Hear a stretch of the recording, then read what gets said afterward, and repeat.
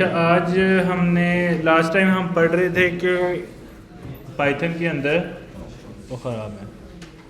Python के अंदर जो है वो फंक्शंस के नाम से हमारे पास एक ऐसा कंट्रोल है जिसकी मदद से हम कुछ लाइंस ऑफ कोड को अपनी मर्ज़ी से कभी भी रन कर सकते हैं और जितनी दफ़ा चाहें उतनी दफ़ा रन कर सकते हैं।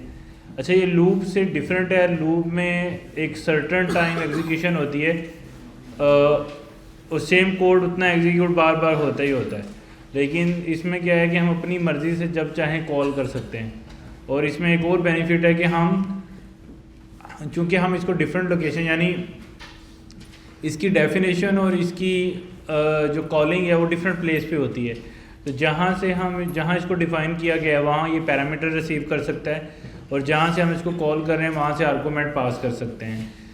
उसके साथ साथ जो है हमारे पास इसमें ऑप्शन होता है कि हम कोई वैल्यू जहाँ पे इसकी डेफिनेशन है, जिस तरह डाटा भेज सकते हैं ऐसे डाटा वापस रिसीव भी कर सकते हैं। वो किसी वेरिएबल में स्टोर हो सकता है और स्टोर होने के बाद फर्दर हम उसको किसी पर्पस के लिए इस्तेमाल कर सकते हैं। अच्छा, अब इस कंट्रोल के बाद हमारे पास एक और कंट्रोल है जिसको आज हम डिस्कस करेंगे।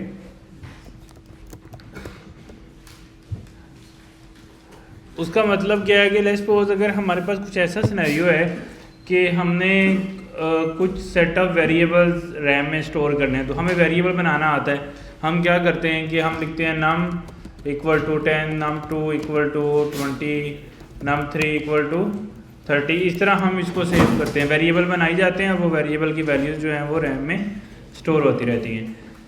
लेकिन फॉर एग्जांपल अगर जिस तरह अब डाटा तो कुछ भी हो सकता है ना, जैसे अब मेरे सामने कुछ लिस्ट ऑफ स्टूडेंट्स बैठे हैं, तो ये भी एक डाटा है, तो उस डाटा को भी मुझे स्टोर करना है। तो उसको स्टोर करने का तरीका क्या है कि मैं वहाँ पे लिस्ट बनाऊँ, ऐसे ही है ना। तो लिस्ट कैसे बनती, हम वहाँ पे वेरिएबल बनाएं डाटा को स्टोर करने के लिए। तो अब वेरिएबल कैसे बनते हैं, फॉर एग्जांपल मुझे इन सब के नाम सेव करने हैं, तो मैं क्या लिखूँगा, यूज़र या student name, student underscore name, और उसमें हम फर्स्ट नेम लिख देंगे अली। इस तरह अगर मुझे एक और स्टूडेंट का नाम सेव करना है, तो अब चूंकि वेरिएबल एक पर्टिकुलर मेमोरी लोकेशन को पॉइंट करता है, अगर हम सेम नेम सेम वेरिएबल के अंदर यानी स्टूडेंट नेम के अंदर कोई और वैल्यू जैसे नवीद डालेंगे, तो होगा ये कि जो पहली वैल्यू उसमें स्टोर थी ना वो ख़त्म हो जाएगी। लेकिन हमें ऐसा नहीं है। हमारी प्रॉब्लम क्या है कि हम ये चाहते हैं कि जितने स्टूडेंट हैं सबके नाम सेव हों। अब अगर हम ऐसे करेंगे, सेम वेरिएबल के अंदर डिफरेंट वैल्यूज़ डालेंगे, तो एक्चुअली वेरिएबल तो एक ही है ना, तो उसमें जो लास्ट वैल्यू है वो बचेगी। तो अगर मुझे 10 दफ़ा डिफरेंट स्टूडेंट की यानी मैं वैल्यू सिर्फ चेंज कर रहा हूँ और वेरिएबल का नेम सेम है, तो उससे प्रॉब्लम क्या आएगी कि जो लास्ट वैल्यू है वो सिर्फ वेरिएबल में स्टोर हो जाएगी, बाकी चीज़ें जो है वो ख़त्म हो जाएंगी। ये हमने लास्ट टाइम इस ग्लास से भी समझा था कि इसके अंदर ये समझो एक वेरिएबल है, तो इसमें जो वैल्यू है, अब अगर मुझे इसमें कोई डिफरेंट वैल्यू डालनी है तो मैं पहले वाली वैल्यू को ख़त्म करूँगा, फिर दूसरी वैल्यू इसमें आ सकती है। तो एक टाइम में एक वैल्यू इसमें रहेगी। तो अगर फॉर एग्जांपल इसमें पहले अली था, अब इसमें अगर नवीद स्टोर करना है तो अली ख़त्म हो गया, नवीद आएगा। तो ऐसा नहीं है कि इसी में मल्टीपल वैल्यूज़ आ जाएंगी। तो एक वैल्यू ख़त्म होती है, फिर दूसरी वैल्यू आ जाती है, फिर तीसरी वैल्यू आ जाती है, लेकिन वो ख़त्म हो के आती है। इसीलिए हम इसको वर्ड वेरिएबल बोलते हैं। वेरिएबल का मतलब चेंज होने वाली चीज़। तो अगर इसमें पहले कोई और चीज़ थी तो बाद में कोई और चीज़ आ गई है, तो इसका मतलब इसकी वैल्यू चेंज हो गई है। तो हम इसके अंदर इसकी वैल्यू को कभी भी चेंज कर सकते हैं। इसमें कोल्ड ड्रिंक भी डाल सकते हैं, इसमें जूस भी डाल सकते हैं, इसमें कुछ भी डाल सकते हैं ना। तो इसी तरह वेरिएबल के अंदर भी कुछ भी स्टोर हो सकता है, लेकिन उसकी value time to time change होती रहती है।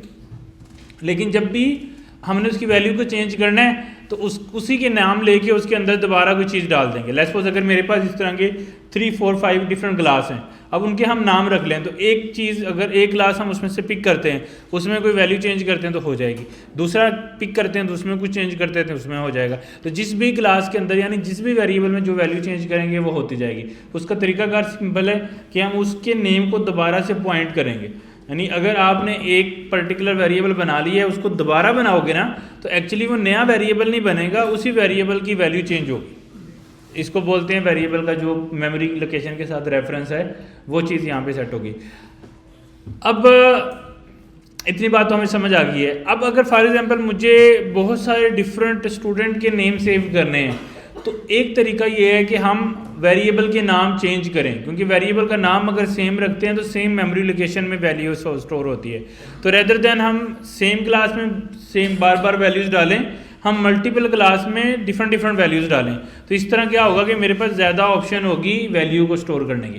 लाइक अगर मेरे पास ग्लास एक ही है तो अब इसमें जितना भी मैं वैल्यू डालूंगा, यानी जितनी भी कोल्ड ड्रिंक डालूंगा, वो एट मैक्स जितनी इसकी पावर है उतनी आ सकती है। अगर ज़्यादा डालूंगा तो ओवरराइड होगी। ओवरराइड मतलब इसमें से गिर जाएगी, ख़त्म हो जाएगी, यानी ओवरफ्लो होगी, उसको ओवरफ्लो बोलते हैं। ओवरराइड मतलब इसमें से चेंज होगी, यानी पहले अगर इसमें लेट्स सपोज कोल्ड ड्रिंक थी, मैं दोबारा इसमें वाटर डालता हूँ तो कोल्ड ड्रिंक ऐसा ऐसा ख़त्म हो जाएगी और सारा वाटर इसके अंदर आ जाएगा। तो यानी ओवरराइड होगी वैल्यू। जब मैं इसकी नई वैल्यू डालता हूँ तो पुरानी वैल्यू ख़त्म हो गई। अब अगर मुझे इसके अंदर डिफरेंट वैल्यू ऐड करनी है तो पुरानी वैल्यू मुझे ख़त्म करनी पड़ेगी। ये सिंपल सा फिनोमिना है। अब अगर मुझे ज़्यादा कोल्ड ड्रिंक डालनी है तो मेरे पास एक ही ऑप्शन है कि मैं इस तरह के ग्लास और ज़्यादा रखूँ यहाँ पे, यानी मल्टीपल ग्लास ज़्यादा करूँगा तो उसमें ज़्यादा वैल्यूज़ आएंगी। अगर एक ही ग्लास होगा तो एक ही वैल्यू आ सकती है, ज़्यादा वैल्यूज़ नहीं आ सकती। अब उसका मतलब ये है कि हम स्टूडेंट के बाद उसका स्टूडेंट नेम सेम अगर रखेंगे तो इशू है, इसका मुझे नाम चेंज करना पड़ेगा। अब लेट्स सपोज मेरे पास अगर 500 स्टूडेंट हैं तो मैं अगर 500 स्टूडेंट के नाम रखना चाहूँ तो मैं कैसे रखूँगा? तो अब स्टूडेंट नेम, फिर स्टूडेंट नेम, मतलब क्या ऐसे वर्ड इंग्लिश में लिखूं जो 500 डिफरेंट हों? बात समझ रहे हो? यानी जैसे अब स्टूडेंट नेम है, may be student name user रखूं, या फिर मतलब या यू रख दूं, या ए कर दूं, फिर बी कर दूं, सी कर दूं, या इसमें मैं 1 कर दूं। अब यानी मुझे कंसर्न ये है कि इसके नाम चेंज करने हैं। अब जब 2, 4, 5, 10 वेरिएबल बनाने होते हैं ना तो इंसानी माइंड वेरिएबल का नाम क्या होगा सोच सकता है, लेकिन अगर 500 वेरिएबल बनाने हैं तो उनके नाम सोचना मुश्किल हो जाते हैं। अच्छा, अब उसका एक बेसिक स्ट्रेटजी ये रहती है कि हम अगर तो सिमिलर डाटा है उसके वेरिएबल्स बनाने हैं तो हम क्या करते हैं, उन वेरिएबल के नाम के साथ काउंट चला देते हैं। काउंट मतलब जैसे 1 है ना, जैसे इसको हम बोल दें 1, ठीक है, इसको क्या बोल देंगे 2। इसी तरह एक और है तो हम उसको क्या बोल देंगे स्टूडेंट 3। ऐसे हम इसके अंदर मल्टीपल जो है वो वैल्यू स्टोर कर सकते हैं। अब ऐसे अगर मुझे 4 करना है, 5 करना है, अगर आप बात समझो कि इसकी वैल्यू चेंज हो रही है, इसका नाम सिमिलर समवट सेम है, लेकिन उसके साथ हमने इसके इंडेक्सेस चला दिए, मतलब काउंट चला दिया 1, 2, 3। इसका फ़ायदा क्या है कि अगर मुझे 500 भी सेव करने हैं तो स्टूडेंट नेम 500, उसका फ़ायदा क्या होगा कि डिफरेंट मेमोरी लोकेशन हमारे पास सेव हो जाएंगी। बात समझ रहे हो? डिफरेंट मेमोरी लोकेशन सेव हो जाएंगी। अब इससे 500 सेव तो हो जाएंगे। अब इसमें फिर से इशू है, 2 इशू हैं। एक इशू ये है कि जैसे जैसे मैं वेरिएबल बनाऊंगा तो कुछ, यानी अगर समझो मैं 500 वेरिएबल बना रहा हूँ तो 500 लाइन्स ऑफ कोड तो सिर्फ वेरिएबल के नेम्स का बन जाएगा। एक ये इशू। दूसरा, इवन तो कि ये 1, 2, 3 हम काउंट चला रहे हैं, कहीं पे जाके कोई गलती हो सकती है काउंट के अंदर। लाइक 20 है तो 20 2 बार आ गया तो एक वैल्यू हमारी क्या हो जाएगी, मिस हो जाएगी, ओवरराइड हो जाएगी, यानी गलती होने के भी चांसेस बढ़ जाएंगे। और दूसरा, इतनी लाइन्स ऑफ कोड में सिर्फ वेरिएबल मुझे नज़र आ रहे होंगे। तो इसका मतलब ये हुआ कि अगर मेरे पास सिमिलर कैटेगरी का क्वांटिटी में डाटा है ना तो उसको रैम में सेव करने के लिए वेरिएबल का कंसेप्ट अच्छा नहीं है। लॉजिकल बात है ना, यानी अगर तो डिस्टिंक्ट बात है, यानी यूज़र का नेम है, ईमेल है, CNIC है, तो अब तो इनके वेरिएबल के नाम भी उनके नाम पे बन जाएंगे, यानी user CNIC, user email, user name, user father name, user roll number, यानी वो डिफरेंट बन जाएंगे, या student name, student roll number, ये। लेकिन अगर सिमिलर डाटा क्वांटिटी में है, यानी क्वांटिटी उसकी ज़्यादा है, यानी मे बी हमारे पास फ़ैन है, अब एक फ़ैन का नाम सेव करना है या मॉडल सेव करना है और 10 फ़ैन के मॉडल सेव करने हैं, तो बात तो क्या है कि फ़ैन का मॉडल सेव करना है, तो यानी सिमिलर डाटा आ गया। जब सिमिलर डाटा आता है ना तो वहाँ पे इशू शुरू होता है कि आप सिमिलर डाटा को रैम वेरिएबल की मदद से रैम में स्टोर करने की स्ट्रेटजी गलत है। क्यों गलत है? उसके अंदर हमें वेरिएबल के नेम्स सोचने पड़ते हैं और उसके लिए फिर हमें इंडेक्सेस चलाने पड़ते हैं। इसका बेहतर सलूशन होना चाहिए। इसका क्या होना चाहिए? बेहतर सलूशन। इसका बेहतर सलूशन प्रोग्रामिंग ने हमें दिया है, वो उस पर्टिकुलर कंसेप्ट को हम बोलते हैं लिस्ट। क्या बोलते हैं? लिस्ट। वो क्या कहती है कि आपने अगर सिमिलर डाटा क्वांटिटी में सेव करना है, रैम के अंदर सेव करना है और क्वांटिटी में सेव करना है, तो आप सिर्फ एक वेरिएबल का नाम रखो, लेकिन वैल्यूज़ क्या कर लो? मल्टीपल कर लो। यानी वेरिएबल का नाम एक ही होगा लेकिन उसकी वैल्यूज़, अगर टेक्निकली देखें तो ये स्टूडेंट नेम ही है जो हम सेव करना चाह रहे हैं, तो वेरिएबल का नाम क्या होना चाहिए? स्टूडेंट नेम ही होना चाहिए, एक ही है, लेकिन इसकी वैल्यू क्या होनी चाहिए? ज़्यादा होनी चाहिए। यानी अली, नवीद, दानिश, जैन, उमर, मल्टीपल वैल्यूज़ जो हैं वो होनी चाहिए। अब इस चीज़ को कैसे हम फिगर आउट करें? इसका सिंटैक्स क्या होता है? हम लिखते हैं स्टूडेंट नेम इक्वल टू ये वाला सिंटैक्स। यानी इसके अंदर हम पहले हम नॉर्मली, अब ये अगर मैं ऐसे लिखता हूँ स्ट्रिंग, तो ये नॉर्मल वेरिएबल है, ऐसे ही है। लेकिन अगर मैं इसके साथ यहाँ पे ये ब्रैकेट लगा देता हूँ ना, अब ये एक लिस्ट बन गई है। लिस्ट का क्या मतलब है कि अगर आपने एक और वैल्यू भी रैम में स्टोर करनी है ना, और नाम भी सेम रहे, तो आप सिर्फ कॉमा लगाओगे, कॉमा लगा के अगली वैल्यू, जैसे नवीद, फिर कॉमा लगा के अगली वैल्यू नेक्स्ट, जैसे दानिश। इस तरह एक और वैल्यू स्टोर करनी है तो कॉमा लगा के उसकी वैल्यू, समझ रहे हो? सिर्फ कॉमा सेपरेटेड, यानी समझो ये एक वेरिएबल है, ये एक वेरिएबल है, ये दूसरा तीसरा वेरिएबल है, ये चौथा वेरिएबल है और ये पांचवा। यानी जो बस इसमें फ़र्क ये है लिस्ट में कि हम वेरिएबल के नेम नहीं रख रहे हैं, लेकिन वेरिएबल हम बना रहे हैं। वेरिएबल के नाम नहीं रख रहे, लेकिन वेरिएबल हम बना रहे हैं। तो टेक्निकली बस वेरिएबल का नाम एक ही है, स्टूडेंट नेम, लेकिन उसकी मल्टीपल वैल्यूज हैं। उसकी क्या है? Multiple value. अब आप बोलेंगे कि सर ये तो हमारा जो सारा कंसेप्ट है वो ख़राब हो गया। कंसेप्ट क्या था कि ये एक वेरिएबल है, इसमें एक वैल्यू आ सकती है। अब हम कह रहे हैं ये एक वेरिएबल है, इसमें मल्टीपल वैल्यू डाल दी हैं, तो ये ऐसे कैसे हो गया? अच्छा, ऐसा नहीं हुआ। हुआ क्या है कि ये एक वेरिएबल है, इस तरह के हमने मल्टीपल क्लासेस को डुप्लीकेट किया है। अब उन सब का नाम सेम है, यानी उन सब का नाम क्या है? स्टूडेंट नेम सेम है। अब यहाँ पे इशू आएगा। वो इशू क्या आएगा जो हमने पहले समझा है कि अगर नाम सेम हो तो क्या होता है? वैल्यू ओवरराइड होती है, ना कि एक नई सेपरेट वैल्यू स्टोर हो। तो ये सेपरेट वैल्यू फिर कैसे स्टोर होगी?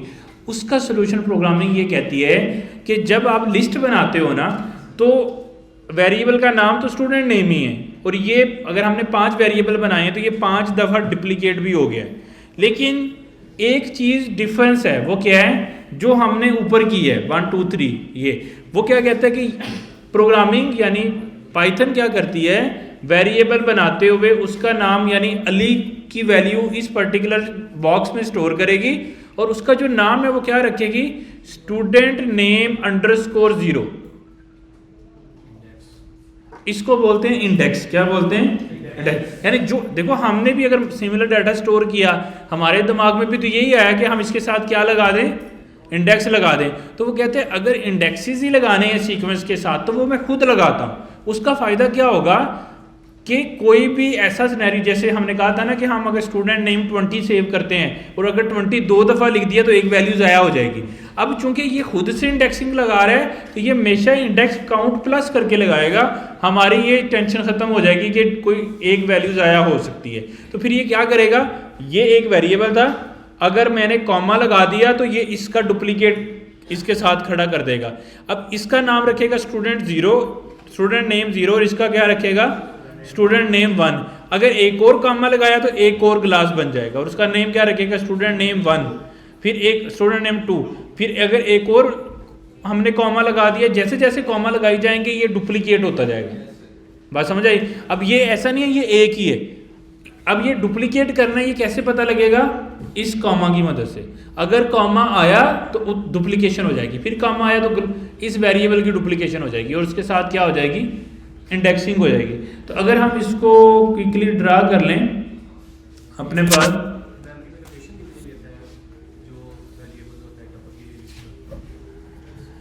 हाँ उसी के ऊपर मैं आने लगा था। अभी मैं आपको अगर ड्रा करके दिखा दूँ, हाँ अभी उसके ऊपर मैं आपको पहले मेमोरी समझा दूँ जो उनका क्वेश्चन है, फिर आगे चलते हैं। नेट चल रहा है।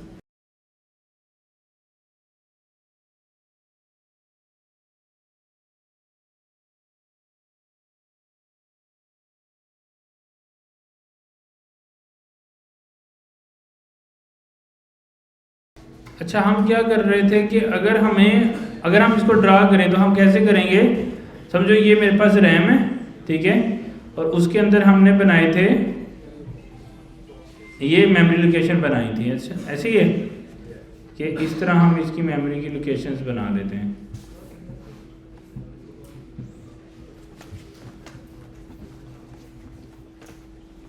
ये हमने बना ली इसकी मेमोरी लोकेशंस, ठीक है।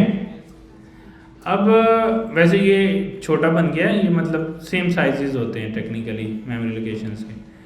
अच्छा, अब इसके अंदर हम इसके ऐसे मल्टीपल बॉक्सेस बना लेते हैं। समझ गए खातिर, समझो ये रैम है हमारी। अच्छा, जब हम वेरिएबल बना रहे थे तो वेरिएबल क्या करता है, इनमें से जैसे हम वेरिएबल क्रिएट करते हैं तो वो रैंडमली एक बॉक्स ले लेता है। जैसे हम नंबर 10 सेव करते हैं तो ये इसका नेम आ गया, ये उसमें वैल्यू आ गई 10, तो ये टेक्निकली यहाँ पे स्टोर हो जाता है रैम के अंदर ना, एक मेमोरी सेल में। अगर मैं एक और वेरिएबल बनाता हूँ, ठीक है, मे बी num1 या कोई भी, तो वो रैंडमली कोई भी बॉक्स दूसरा ले लेगा। वो क्या करेगा, कोई भी दूसरा बॉक्स जो है वो रिसीव कर लेगा। यानी जब भी मैं कोई नया वेरिएबल बनाऊंगा तो वो डिफरेंट मेमोरी लोकेशन जो है वो एलोकेट होगी। अब लिस्ट के मदद में, अब यानी लिस्ट जो है वो कैसे चलेगी, अगर लिस्ट भी रैंडम ऐसे मेमोरी लोकेशन करेगी ना, तो जैसे मैंने बोला कि नाम तो सबके स्टूडेंट नेम ही है, लेकिन उसको कैसे पता लगेगा कि ये 0 है, ये 1 है, ये 2 है, ये 3 है। उसके लिए रैम में एक छोटा सा काम करता है, उसको हम बोलते हैं कंसेक्टिव मेमोरी लोकेशंस। जब हम लिस्ट बनाते हैं ना तो वो रैंडमली नहीं वैल्यूज, मतलब रैंडमली बॉक्सेस उसको असाइन नहीं होंगे वेरिएबल के। अगर 5 बॉक्सेस है ना तो वो पांचों के पांचों एक सीरीज में होंगे। यानी पहला बॉक्स ये होगा, यानी ये 0 इंडेक्स होगा, इसको ऊपर लिख लेते हैं, ये यानी 0 इंडेक्स होगा, ये 1 इंडेक्स होगा, ये 2 इंडेक्स होगा, ये 3 इंडेक्स होगा। ऐसे अगर ये 4 वेरिएबल बन सकते हैं तो चारों उसको एक ही लाइन में मिलेंगे। अब फॉर एग्जांपल, अब बाकी समझो ये भी बॉक्स फिल हो गए, ये सारे बॉक्स फिल हो गए, अब सिर्फ एक ही बॉक्स खाली है। अब वो लिस्ट बना ही नहीं पाएगा। क्यों? क्योंकि उसको क्या चाहिए, कंसेक्टिव मेमोरी सेल। अगर कंसेक्टिव नहीं होंगे तो वो लिस्ट ही नहीं बना पाएगा। अगर उसको लिस्ट बनानी है तो उसको क्या चाहिए, कंसेक्टिव मेमोरी सेल चाहिए। क्योंकि कंसेक्टिव क्यों चाहिए, क्योंकि वो उसकी इंडेक्सिंग कर सके, यानी 0 1 2 3 4 5। तो अब फॉर एग्जांपल, अब उसको 4 वेरिएबल स्टोर करने थे, एक सीक्वेंस में हो गए। अब 5वां करना था उसको, ये 5वां यहाँ पे मिल गया। अब उसने छठा करना था, अब छठे के अंदर एक और वेरिएबल स्टोर था। अब इस केस में क्या होगा, ये सारे यहाँ से उठ जाएंगे, किसी और मेमोरी लोकेशन पे जाएंगे जहाँ पे कंसेक्टिवली उनको मेमोरी मिल सकती है। ओवरराइड नहीं हो सकता। यानी देखो ना, इसमें तो ऑलरेडी एक वेरिएबल स्टोर है। तो यानी अगर लिस्ट हम बनाते हैं तो लिस्ट के अंदर हमारे पास कंसेक्टिव मेमोरी सेल्स हमें मिलते हैं। क्या मिलते हैं? Consecutive memory cells. एक साथ सारे मेमोरी सेल मिलते हैं। वैसे जब हम वेरिएबल बनाते हैं, यानी 5 वेरिएबल बनाए ना, तो वो सेपरेटेड मिलेंगे, यानी कहीं पे भी असाइन हो जाएंगे उसको मेमोरी सेल। लेकिन अगर हम लिस्ट बनाएंगे, मतलब अगर 5 की लिस्ट बनाई है, अब वो 5 कहाँ मिलेंगे इसकी तो कोई डेफिनेशन नहीं है। शुरू में, एंड में, बॉटम में, जहाँ भी स्पेस है वहाँ से मिल जाएंगे। लेकिन इस चीज़ की गारंटी है कि वो पाँचों के पाँचों क्या होंगे, कंसेक्टिव मेमोरी सेल्स होंगे। ऐसा नहीं होगा कि एक उधर हो, एक उधर हो, एक उधर हो। समझ आई बात? तो क्या होंगे, हैं? हाँ, यानी जितने हम कॉमा डालते जाते हैं उतने वो मेमोरी सेल जो है वो एक्सटेंड करता जाता है। यानी डायनामिक में मतलब साइज होता है। नॉर्मली कुछ प्रोग्रामिंग लैंग्वेजेस में ऐसे होता है कि जब हम लिस्ट बनाते हैं, अच्छा इसका दूसरा नाम एरेज भी है, कुछ प्रोग्रामिंग लैंग्वेज में इसको अरे बोलते हैं। जब हम एरे या लिस्ट बनाते हैं तो उसका मतलब ये है कि हम जैसे C++ वाले में क्या होता है, हम उसमें बताते हैं कि मुझे कितने इंडेक्सेस का एरे चाहिए, मतलब कितने उसमें इंडेक्सेस होंगे, 5 वेरिएबल होंगे, 10 होंगे, 20 होंगे, उसका काउंट हम पहले से बताते हैं उसको, यानी मैक्सिमम उसकी रेंज क्या होगी वो हम बताते हैं। अच्छा, अब उसमें अगर डाटा नहीं भी है तो वो उतनी मेमोरी ज़ाया है। यानी देखो ना, अगर मैंने डिफाइन कर दिया वेरिएबल बनाते हुए, यानी ये लिस्ट बना रहा हूँ, मैं कह रहा हूँ कि तुम्हारा साइज जो है ना वो 100 होगा फॉर एग्जांपल। अब मैंने 100 साइज कह दिया तो इसका मतलब क्या है कि 100 मेमोरी लोकेशन उसने प्रिजर्व करके रख ली है। अब उसमें मेमोरी सेव हो रही है या नहीं हो रही, लेकिन मेमोरी सेल क्या हो गए, सेव हो गए, कंज्यूम हो गए, उनको हम यूज़ नहीं कर सकते। अब लेकिन पाइथन या जावास्क्रिप्ट भी ऐसी प्रोग्रामिंग लैंग्वेजेस, उन्होंने इस लेंथ को डायनामिक बनाने की अपॉर्चुनिटी दी हुई है। मतलब अगर जितने कॉमा डालते जाएंगे वही उसकी क्या होगी, length of that particular list होगी, यानी वही उसकी लेंथ होगी, तो उतने ही सिर्फ मेमोरी सेल उसको रिक्वायर्ड होंगे। उसका हमें बेनिफिट क्या होता है कि हम अपनी मर्जी से यानी लिमिटेड डाटा एक्चुअली हम सेव कर सकते हैं।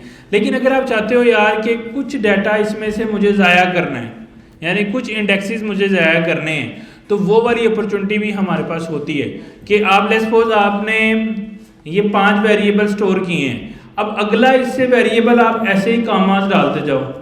अब हर कॉमा क्या कर रहा है, एक वेरिएबल स्टोर कर रहा है। अब यहाँ पे आगे आपने कुछ भी टेक्स्ट लिख दिया, तो अब क्या हुआ, बहुत सारे खाली मेमोरी, यानी वो मेमोरी सेल उसको एलोकेट हो गए हैं, लेकिन उनमें कोई वैल्यू स्टोर नहीं है, तो यानी उनमें नन वैल्यू स्टोर है, कुछ भी वैल्यू स्टोर नहीं है, लेकिन मेमोरी रैम से हमने कंज्यूम कर ली। सही है, तो ये इसके अंदर चीज़ होती है। तो अब समझ आ गई आपको कि ये मेमोरी में कैसे काम कर रहा है।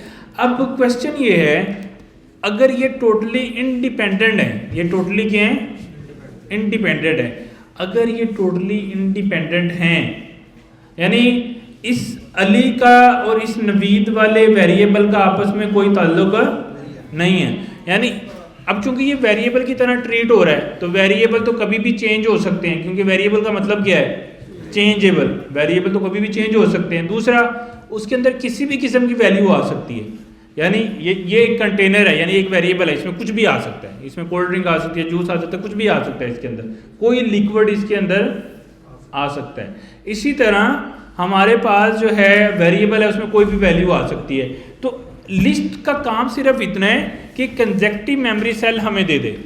लिस्ट का काम क्या है, कंजेक्टिव मेमोरी सेल प्रोवाइड करना, लेकिन वो सारे मेमोरी सेल आपस में इंडिपेंडेंट है। तो समझो होता ये है कि ये वेरिएबल है ना, ये वाला, अब ये और ये आपस में कोई रिलेशन नहीं है, इसमें कुछ भी वैल्यू स्टोर हो सकती है और इसमें कुछ भी, जिस तरह होता है, इसकी वैल्यू को चेंज करने से इस पे कोई इफेक्ट नहीं है। जिस तरह वेरिएबल क्या होते हैं, इंडिपेंडेंट होते हैं, एक वेरिएबल को चेंज करें क्या दूसरे पे इफेक्ट आता है, नहीं।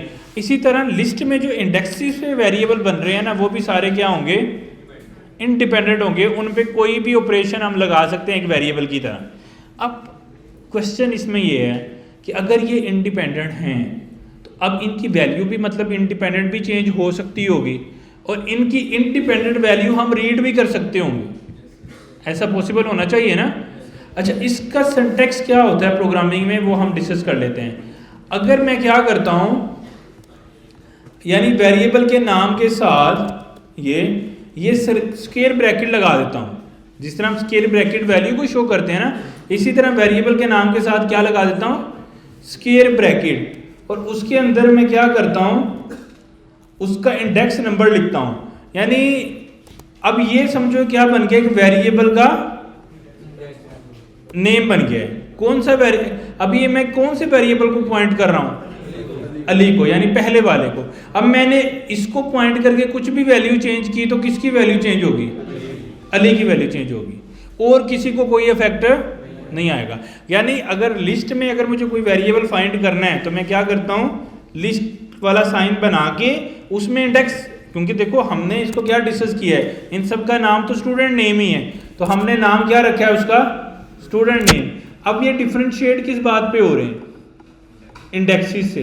तो अब जोन सा खाना लेना है उसका इंडेक्स उसको बताना है। अब मैंने 0 वाला लेना था, अब मैं यहाँ पे 3 लिखता हूँ, फिर क्या होगा, 0 1 2 और 3। एक्चुअली ये उमर ए वाला ई से चेंज हो जाएगा।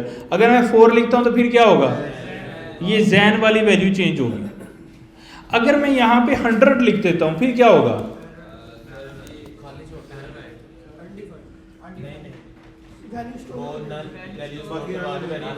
हाँ लेकिन अगर ये 100 वाले डेस्क पे उम्र सेव करेगा तो कंसेक्टिव मेमोरी सेल कैसे रहेंगे, कंसेक्टिव तो नहीं ना रहेंगे। क्या होगा फिर, होगा ये कि मैंने जैसे बोला था, अगर आप 100 वाले इंडेक्स पे कुछ सेव करोगे तो टेक्निकली इस पूरी लिस्ट की लेंथ कितनी होगी है, 100 इंडेक्स कितनी होगी है। अब पहले 4 पे आपने वैल्यू स्टोर की और आखिर वाले में वैल्यू स्टोर कर दी और बीच वाले सारे क्या हैं, नल है, यानी नन उनकी वैल्यू है। जब वो नल या नन उनकी वैल्यू है उसका मतलब क्या है, वो हमारी स्टोरेज वेस्ट होगी, ऐसे हमारी क्या होगी, स्टोरेज वेस्ट होगी। यानी क्योंकि हमने इसकी लेंथ को एक्सटेंड कर दिया है। अदरवाइज अगर आप 100 नहीं लिख रहे तो फिर तो डायनामिक लेंथ है ना, तो हमने इसकी लेंथ को क्या कर दिया, चेंज कर दिया। अच्छा, अगर आप चाहते हो कि एक वेरिएबल प्रिंट करना, यानी नवीद को प्रिंट करना है स्क्रीन के ऊपर, नॉर्मली हम कोई वेरिएबल कैसे प्रिंट करते हैं, प्रिंट लिखते हैं और वेरिएबल का क्या लिखते हैं, नेम। तो वेरिएबल का नाम, जैसे हम स्टूडेंट 1 है तो अब स्टूडेंट 1 क्या प्रिंट करेगा, अली को, यानी कि ये वाले वेरिएबल की मैं बात कर रहा हूँ। तो अगर मैं इसको चलाता हूँ तो ये क्या प्रिंट कर देगा, अली प्रिंट कर देगा स्क्रीन पे, क्या कर देगा, अली प्रिंट कर देगा। अच्छा, अब मुझे जो है अली जो है ये प्रिंट कर रहा है। अब मुझे क्या करना है कि नवीद को एक्सेस करना है, तो हम क्या करेंगे, वेरिएबल का नाम स्टूडेंट नेम। अब चूंकि ये लिस्ट है तो अब ये किस तरह से एक्सेस होगी, थ्रू इंडेक्सेस। तो इंडेक्सेस कैसे लगते हैं, स्क्वायर ब्रैकेट और आगे कोई भी वैल्यू डाल, जैसे हमने 1 लिख दिया तो इससे क्या होगा, वो पर्टिकुलर वैल्यू मेरे पास एक्सेस होके आ जाएगी। यानी अब चूंकि स्टूडेंट 1 का मतलब क्या था, फर्स्ट इंडेक्स, यानी सेकंड वाला जो इसका इंडेक्स है।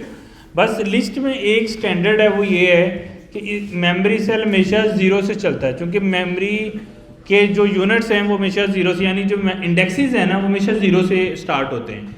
तो ये चूँकि अली जो है वो 0 इंडेक्स है, तो 1 इंडेक्स कौन सा है, नवीद, तो वो हमने एक्सेस कर लिया। अब अगर हम एक काम करते हैं, हम कहते हैं कि यार स्टूडेंट नेम 1 इंडेक्स पे जाओ और एक वैल्यू को चेंज करके अहमद कर दो। अब क्या प्रिंट होगा, क्या प्रिंट होगा,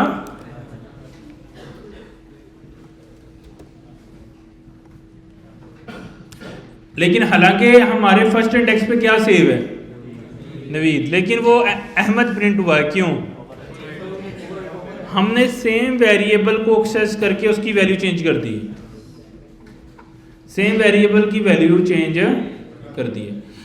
ये ऐसा ही था, यानी मेरे पास ये मल्टीपल कॉपीज थी ना इसकी, तो मैंने एक जो पहली वाली कॉपी थी उसमें वैल्यू चेंज करी है, ना कि मैंने एक नई कॉपी बनाई है। तो नई अगर मुझे कॉपी बनानी हो तो मैं क्या करूँगा, अगर मुझे चेंज नहीं करनी, न्यू कॉपी बनानी है, या तो इधर कॉमा लगाऊंगा या फिर मैं ये पहले इंडेक्सेस गिनूंगा 0 1 2 3 4, तो मैं यहाँ पे क्या करूँगा 5, तो ये क्या करेगा, एक नया इंडेक्स बना देगा। हाँ नहीं, वर्बली तो नहीं करेंगे, उसका भी एक तरीकाकार है, वो भी हम डिस्कस कर लेते हैं। इनका अच्छा क्वेश्चन है, वो ये है कि अगर हमारे पास 100 की लिस्ट होती तो मुझे, यह बहुत बड़ी लिस्ट है, तो उसमें मुझे कोई नई वैल्यू एंटर करनी है, तो क्या हम गिनने बैठ जाएंगे हाथ से, यानी 1 मिलियन रिकॉर्ड है तो हमें क्या पता है 1 मिलियन है या 1 मिलियन 0 1 2 3 कितने हैं, तो गिनेंगे थोड़ी मैन्युअली। उसका मुझे कोई मैकेनिज्म चाहिए। हाँ, एक तो टोटल, अगर मुझे ये कहीं पता लग जाए ना कि इसमें कितने टोटल इंडेक्स हैं, तो फिर मुझे पता नहीं लग जाएगा कि इसके टोटल कितने इंडेक्स हैं, तो उसमें +1 करूंगा तो एक नया इंडेक्स वो क्या करेगा, क्रिएट कर देगा। तो उसका सिंटैक्स ऐसे है कि हमारे पास पहले हम लेंथ फाइंड कर लेंगे, यानी लिस्ट या स्टूडेंट लिस्ट बोलते हैं, student list length equal to, अब हम क्या करते हैं हमारे पास एक फंक्शन है, उसका नाम क्या है, लेंथ। अच्छा वो क्या करता है, सॉरी ये क्या करेगा, ये क्या करेगा, हमें इसकी मैं अगर प्रिंट करता हूं तो ये हमें इसकी लेंथ बताएगा। क्या बताएगा, लेंथ। तो ये कितनी लेंथ बता रहा है इसकी, 5, यानी 0, यानी ये इसकी लेंथ जो है ना वो 1 से शुरू करता है, 1 2 3 4 5 लेंथ बता रहा है, लेकिन इसके इंडेक्सेस कितने हुए फिर 4। तो अगर ये लेंथ इसकी 5 है तो अगर मैं टेक्निकली क्या करूं, अब स्टूडेंट लिस्ट की लेंथ मुझे पता लग गई है, तो अब मैं क्या करता हूं, इसमें एक नई वैल्यू स्टोर करना चाहता हूं, तो मैं कहता हूं स्टूडेंट नेम, अब स्क्वायर ब्रैकेट, ये जो इसमें मैं 1 लिख रहा था, इसमें कोई वेरिएबल भी मैं प्लेस कर सकता हूं, तो मैं इसमें वेरिएबल क्या लिखूंगा, स्टूडेंट लिस्ट लेंथ। इस वेरिएबल में वैल्यू पड़ी है, क्या वैल्यू पड़ी है 5, तो यहाँ पे आगे क्या बैठ जाएगा 5। अब जब यहाँ 5 बैठेगा तो उसकी जगह क्या हो जाएगा, अहमद स्टोर हो जाएगा। वो भी कर सकते हैं, मतलब उन्होंने पूछा कि अगर कोई उनका, हमें नहीं पता कि उसके अंदर कितने हैं तो काउंट कैसे करने हैं, तो काउंट करने की एक स्ट्रेटजी ये है कि हम लेंथ से फाइंड कर सकते हैं कि टोटल उसमें कितने हैं। अब मुझे कोई ये बताए कि ये लेंथ क्या भला है, ये वाला मैंने आपको बताया पहले कि ये जो लेंथ है इसका ये सिंटैक्स है, ये सिंटैक्स क्या है, ये प्री डिफाइंड फंक्शन है। कैसे पता लगा, ये फंक्शन का नाम है, फिर ये पैरेंथेसिस आ रही हैं, तो हमें तो यही पता है जब फंक्शन का नाम और पैरेंथेसिस आए और उसके दरमियान हम क्या पास कर सकते हैं, वेरिएबल, यानी आर्गुमेंट पास कर सकते हैं। उसने बीच में आर्गुमेंट पास किया है, तो इस पूरे सिंटैक्स को हम क्या बोलेंगे, फंक्शन कॉलिंग। अब इसका, अब मुझे कोई बताएगा कि लेंथ का फंक्शन कोई वैल्यू हमें रिटर्न कर रहा है या नहीं कर रहा, कर रहा है। कैसे पता लगा, हमने देखो इसको वेरिएबल के राइट साइड पे लिखा है, राइट साइड पे लिखा है, तो उसने जो भी वैल्यू रिटर्न की वो किस में आ गई, लेफ्ट साइड में आ गई। उसने जो भी वैल्यू रिटर्न की वो किस में आ गई, लेफ्ट साइड में आ गई। अब वो जो वैल्यू थी वो लेफ्ट साइड में स्टोर होगी, उसको हमने आगे फर्दर यूज कर लिया। तो अब ये सोचो कि स्टूडेंट अगर फंक्शन के अंदर रिटर्न ना होता तो क्या हमें इसकी लेंथ का वैल्यू पता लगती, फंक्शन कॉल तो होता, उसकी वहीं पे वैल्यू प्रिंट हो जाती, हमें तो पता ही ना लगती। अब रिटर्न करने का फायदा समझ में आया कि क्या है, कि उसकी वैल्यू हमें तक मिल गई। अच्छा, अब एक और क्वेश्चन यहाँ होता है कि ये फंक्शन में ऐसी उसने क्या रॉकेट साइंस लिखी हुई है जो उसको लेंथ बता रही है। कोई तो रॉकेट साइंस उसने लिखी होगी ना, जो क्या बता रही है, लेंथ बता रही है उसकी। अगर वो रॉकेट साइंस हमने खुद से लिखनी हो तो वो हम क्या, कैसे लिखेंगे, तो हम कहते हैं कि रेदर देन कि हम उसका फंक्शन यूज करें, हम एक अपना कस्टम लेंथ का फंक्शन बनाते हैं। वो क्या है, हम मेथड डेफ कस्टम लेंथ, ठीक है, ये हमने बनाना है। अच्छा, उसका हमने लॉजिक डिफाइन करते हैं कि उसकी लॉजिक क्या है, ये उसकी लॉजिक हमने बना ली है जी। ये हमने क्या बनाया है, हमने एक फंक्शन बनाया, फंक्शन एक क्या चीज रिसीव कर रहा है, पैरामीटर, कौन सा, लिस्ट। अब ये लिस्ट जो है ना वो एक पूरी अरे है, यानी अरे मतलब उसमें मल्टीपल इंडेक्सेस हैं उसके अंदर। वो एक वेरिएबल बनाया किसका, काउंट का। वो क्या कर रहा है, इनिशियली काउंट क्या है, 0 है। उसने क्या किया, हमें पता था कि लूप क्या करता है, अगर मैं उसको लेंथ दे दूं ना, यानी टोटल उसको मैं कोई लिस्ट दे दूं, तो ये क्या करता है, एक एक इंडेक्स उसमें से मुझे निकाल के रिटर्न कर देता है। अब उसने क्या किया, पहला आइटम मुझे रिटर्न किया, अगर 1 मिला तो मैंने प्लस क्या कर दिया, 1 कर दिया, फिर एक और मिला 2 कर दिया, 3 कर दिया। तो टेक्निकली लिस्ट में एक एक आइटम मुझे आई में मिलता जाएगा, उससे मुझे पता लग रहा है पहला आइटम मिलेगा, फिर दूसरा आइटम मिलेगा, फिर तीसरा आइटम मिलेगा, जितने नाम होंगे एक्चुअली नेम मिल जाएंगे मुझे। अब जितनी दफ़ा मुझे लिस्ट में से आइटम मिलते जा रहे हैं, तो मैंने लूप में क्या किया, काउंट में +1 कर दिया, यानी जितने आइटम मुझे मिलेंगे उतने मैंने क्या कर दिए, +1 कर दिए। अब जो फाइनल आउटपुट आई काउंट की, उसको मैंने क्या कर दिया, रिटर्न कर दिया। तो अगर मैं यहाँ कस्टम लेंथ लगाता हूँ तो ये फिर भी मुझे वैल्यू देगा या नहीं देगा, देगा या नहीं देगा? तो अगर मैं यहाँ पे प्रिंट लगाता हूँ स्टूडेंट लिस्ट लेंथ, तो ये अभी भी मुझे एग्जैक्ट सेम जो है वो वैल्यूएबल देगा। किधर गया? अच्छा, अभी भी ये एग्जैक्ट मुझे सेम इंडेक्स दे रहा है, जैसे 5 दे रहा है। अभी भी ये क्या कर रहा है? सेम एग्जैक्ट नंबर मुझे प्रोवाइड कर रहा है। अभी इसको भूल जाओ, तो ये 5 मुझे अभी भी यहाँ पे दे रहा है। जिस तरह लेंथ मुझे 5 दे रहा था ना, ये भी मुझे क्या कर रहा है? तो इसका मतलब है कि अगर हम बना बनाया फंक्शन यूज करते हैं या अपना बनाते हैं, लॉजिक सेम है, कंसेप्ट सेम है, हर चीज़ सेम है। बस आसानी ये हो जाती है कि मुझे बार बार सेम, यानी मुझे 100 दफ़ा लेंथ चाहिए तो मैं अपना फंक्शन बनाऊंगा, उसको कॉल करूंगा बार बार। क्योंकि ये ऐसा काम है जो बार बार चाहिए होता है एक प्रोग्रामिंग करते हुए, तो उन्होंने पाइथन ने ही वो फंक्शन बना के हमें दे दिए कि यार बार बार आप खपो ना, ये बना बनाया फंक्शन है, इसको यूज़ कर लो, अपना काम करो, आगे बढ़ो, ताकि क्या हो, आसानी हो जाए। सही है। और अगर नहीं कोई फंक्शन मिल रहा तो इसका ये मतलब नहीं है कि हम उसको बना नहीं सकते हैं, हम अपनी मर्जी से कस्टम भी बिल्ड कर सकते हैं। जैसे हमने किया, पहले ऊपर उसकी डेफिनेशन लिख ली फंक्शन की और नीचे हमने उसको कॉल कर लिया। अब ये जो, अगर हम इसको देखें ना, तो इसमें कोई ऐसी चीज़ नहीं है जो आपको मैंने पढ़ाई नहीं है। यानी फंक्शन क्या होता है, डेफिनेशन क्या होती है, पैरामीटर क्या होते हैं, फॉर लूप क्या होता है, रिटर्न क्या होता है, सारा बताया हुआ है। लेकिन रन टाइम पे हमने इसकी लॉजिक को बिल्ड किया, यार ये ऐसी चीज़ बन सकती है।